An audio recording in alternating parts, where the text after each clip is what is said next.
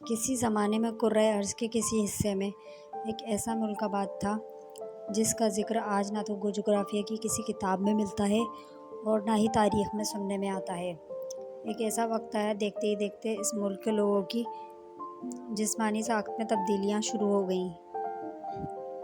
پہلے تو لوگوں کے سر پچکنے شروع ہو گئے، پھر پچکتے پچکتے کندھوں کے درمیان اتنے دھس گئے کہ گردنیں بالکل ہی ناپید ہو گئیں۔ پھر ہر شخص کبڑا ہو گیا، اور جس نے بڑھتے بڑھتے ساری قوم کو کبڑا کر دیا۔ لوگوں کے لیے قدم اٹھا کر چلنا مشکل ہو گیا، ان کے سر بھاری ہو گئے، ان کی درد کی شدت اور تکلیف بڑھتی چلی گئی۔ عوام کو ایسا محسوس ہونے لگتا کہ جیسے ان کی ساری آبادی کسی بوجھ تلے دبی جا رہی ہے اور پاؤں بھاری بھاری زنجیروں میں جکڑ دیے گئے ہیں۔ عوام کے منہ سے دو جملے نکلتے، ایک یہ کہ اب ہم نہیں کھنچ سکتے، اور دوسرا یہ کہ اب ہم نہیں اٹھا سکتے۔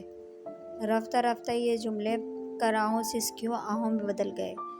جب عوام کی یہ سسکیاں تیز شور میں بدل گئیں تو بادشاہ کی نیند خراب ہوئی۔ بادشاہ نے اپنے درباریوں سے پوچھا کہ ہماری نیند کو کس نے خراب کیا ہے؟ درباریوں نے کہا کہ لوگوں کی آوازیں ہیں، اور لوگ ایک مصیبت میں مبتلا ہیں۔ پہلے جب یہ لوگوں کی سرسراہٹ سنائی دی تو بادشاہ کو یہی محسوس ہوا تھا کہ یہ ہوا کی آواز ہے۔ بادشاہ کو نہیں معلوم تھا کہ عوام کرا رہی ہے۔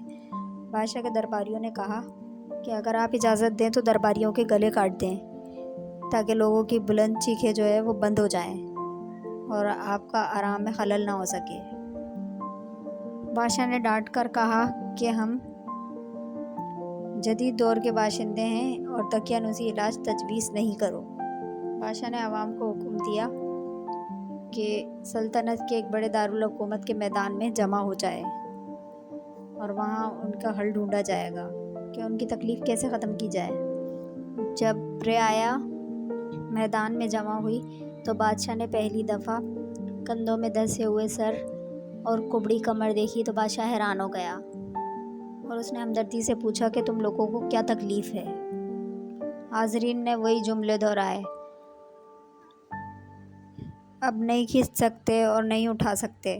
بادشاہ نے کہا کیا نہیں کھینچ سکتے، کیا نہیں اٹھا سکتے؟ تلے دبتے جا رہے ہوں۔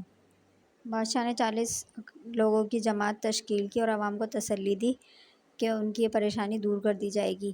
عوام کے چہرے پر خوشی آ گئی اور عوام اپنے گھسیٹتے وجود کو لے کر گھر چلے گئے۔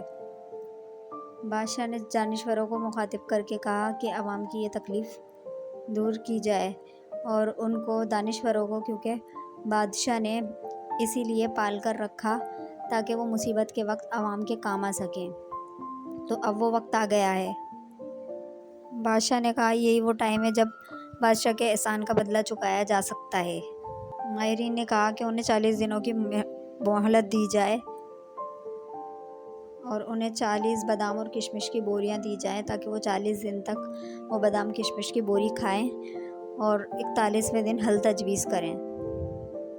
بادشاہ نے کہا یاد رکھنا 41ویں دن اگر تجویز میری مرضی کے مطابق نہ ہوئی تو تم سب کے ٹکڑے کر دیے جائیں گے۔ 40 ماہرین کو 80 ٹکڑوں میں تقسیم کر دیا جائے گا۔ بادشاہ نے یہ بات صرف اسی لیے کہی تاکہ وہ ماہرین خوشگپیوں میں مصروف نہ رہیں اور دل لگا کر اپنا کام کریں اور عوام کو اس مصیبت سے نکالنے کے لیے اچھا حل تجویز کریں۔ ماہرین کو ایک کمرے میں بند کر دیا گیا، وہاں وہ ہنسی خوشی وقت گزار رہے تھے۔ روزانہ ایک کشمش بادام کی بوری ان کے کمرے میں کھسکا دی جاتی اور پھر ان روم کو تالا لگا دیا جاتا۔ وہاں وہ سارا دن خوشگپیوں میں مصروف رہتے، کشمش بادام کھاتے رہتے۔ بادشاہ عوام کی چیخو پکار سن کر کمرے کی دیوار میں موجود سوراخ سے جھانکتا تو وہ دیکھتا کہ وہ کشمش اور بادام کھا رہے ہیں اور خوشگپیوں میں مصروف ہیں، اور اس سے فارغ ہو کر وہ شغل میلہ لگا کر رکھا ہوا ہے، کلہ بازیاں کھا رہے ہیں، ہنسی مذاق کر رہے ہیں۔ یہ دیکھ کر بادشاہ بے چین ہو گیا۔ بادشاہ نے کہا دل میں کہ اگر 41ویں روز انہوں نے مجھے صحیح حل نہ بتایا اور میری مرضی کی خلاف بات کی تو ان کے ٹکڑے کر کے کتوں کو نہ کھلا دیا تو میرا نام بھی بادشاہ نہ۔ मेरा नाम भी बादशाह नहीं। 41वें दिन जब बादशाह ने माहिरीन को कमरे से निकाला तो जो सबसे बड़ा माहिर है वो बादशाह से मुखातिब हुआ कि हमने इनकी परेशानी मुसीबत तकलीफ़ का हल ढूंढ लिया है और इन्हें आवाम को अपनी तकलीफ़ से निजात हासिल करने के लिए अपने साये से निजात हासिल करनी होगी। और साया इंसान को ज़मीन की तरफ खींचता है और अगर वो चाहते हैं उनकी ये तकलीफ़ ख़त्म हो जाए तो वो अपने साया को ख़त्म कर दें। यही वो बोझ है जिसकी वजह से रियाया अपने आप को पिसता हुआ महसूस कर रही है। बादशाह बहुत ज़्यादा खुश हुआ ये सुनकर और उनके इल्म की बहुत ज़्यादा तारीफ़ की और माहिरीन की ये राय आवाम तक पहुंचा दी।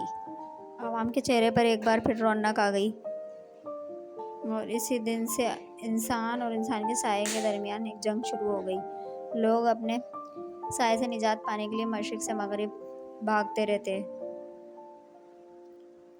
कोई अपने साये से निजात पाने के लिए इतना तेज़ भागता कि किसी तरह साये को पीछा छोड़ दे, लेकिन साया फिर भी पीछा ना छोड़ता था।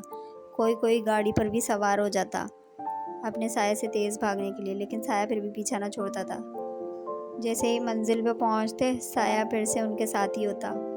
सुबह उठते तो साया मगरिब की तरफ होता, इसलिए लोग मशरिक़ की तरफ भागना शुरू करते। दोपहर तक मशरिक़ को भागते रहते और दोपहर के बाद इनका साया इनसे आगे निकल जाता तो इसे पीछे छोड़कर मगरिब का रुख कर लेते। पागलों की तरह लोग मशरिक़ से मगरिब और मगरिब से मशरिक़ लोग भागते रहे। फिर भी लोगों को तकलीफ़ से निजात ना मिली तो उनमें से कुछ लीडर आए और उन्होंने कहा कि ना मगरिब भागा जाए ना मशरिक़ और मगरिब के वस्त में भागा जाए। तो उन्होंने मशरिक़ और मगरिब के बीच में भी भागना शुरू कर दिया, लेकिन उन्हें साये से निजात ना मिल सकी। आवाम की चीखो पुकार बढ़ती रही और आवाम फिर से चीखो पुकार करने लगी।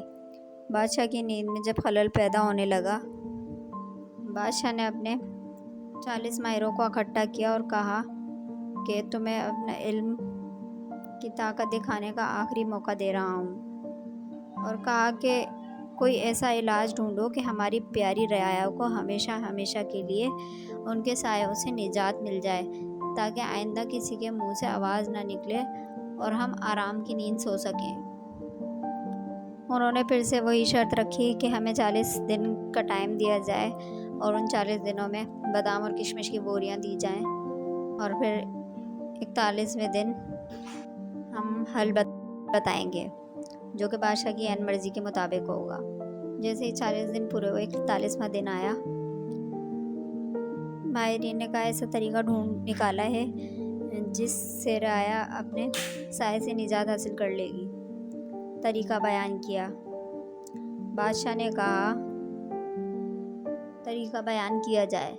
एक बड़े माहिर ने कहा कि रात आते ही साये पड़ने ख़त्म हो जाते हैं, इसलिए रात का माहौल दिया जाए।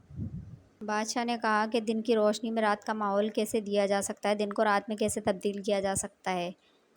बादशाह को ये सुनकर गुस्सा आ गया। बड़े माहिर ने कहा कि हम दिन की रोशनी को रात में रंग देंगे।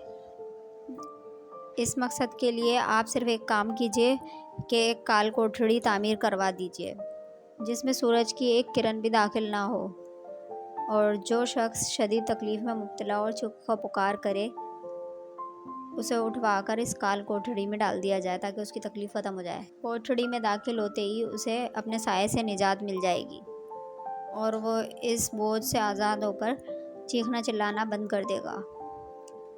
बादशाह ने माहिरीन के मशवरे के मुताबिक एक काल कोठड़ी बनवाई जिसमें सुई के सुराखों के बराबर भी सुराख ना छोड़ा कि जिससे सूरज की रोशनी अंदर जाए, और जो शख्स फरियाद करता सुनाई देता तो बादशाह उसको काल कोठड़ी में बंद कर देता। इस तरह कोठड़ी भरती चली गई। साये से छुटकारा मिलते ही इन लोगों की चीखों पुकार तो दूर, उनकी आवाज़ तक निकलना बंद हो गई। जो लोग बाहर थे वो वैसे ही चीखना चिल्लाना शुरू कर देते। आखिर इतने लोगों को काल कोठड़ी में कैसे ठूंसा जा सकता था। थोड़े ही अरसे में काल कोठड़ी कचकच भर गई। बादशाह के हुक्म पर इसे और बड़ा कर दिया गया। یہ سلسلہ چلتا رہا اور سارا ملک ایک بڑی کال کوٹڑی میں بدل گیا۔ سورج کی روشنی اب بہت ہی کم جگہوں تک پہنچتی تھی۔ جہاں خود حاکم تھا، بادشاہ موجود تھا۔ بادشاہ، ماہرین اور درباریوں کے علاوہ کال کوٹری میں ٹھوسے جانے والے بہت سارے افراد تھے۔ اب صرف رعایا کے چند گنے چنے لوگ جو کال کوٹری سے باہر تھے، اور اس کی وجہ یہ تھی کہ انہوں نے اپنی زبانوں کو تالے لگا لیے تھے۔ کسی کو یہ کہنے کی جرات تک نہ ہوتی کہ اب ہم نہیں چلتے، نہیں کھنچ سکتے، یا اب ہم اپنا بوجھ نہیں اٹھا سکتے۔ کئی موقعوں پر تو پوچھ گچھ کرتے ہوئے اکثر لوگ یہی کہتے ہوئے سنے گئے، اب تو ہم عادی ہو گئے ہیں، اب تو ہم کھنچ بھی سکتے ہیں، اٹھا بھی سکتے ہیں۔ اس کے بعد اس ملک میں کبھی رعایا کی چیخ و پکار بادشاہ کے کانوں تک کبھی نہ پہنچی، اور نہ کبھی اس کی نیند میں خلل آیا۔ یہاں ہمارا افسانہ اختتام کو پہنچتا ہے، اور یہ افسانہ ترکی کے ادب سے لیا گیا ہے۔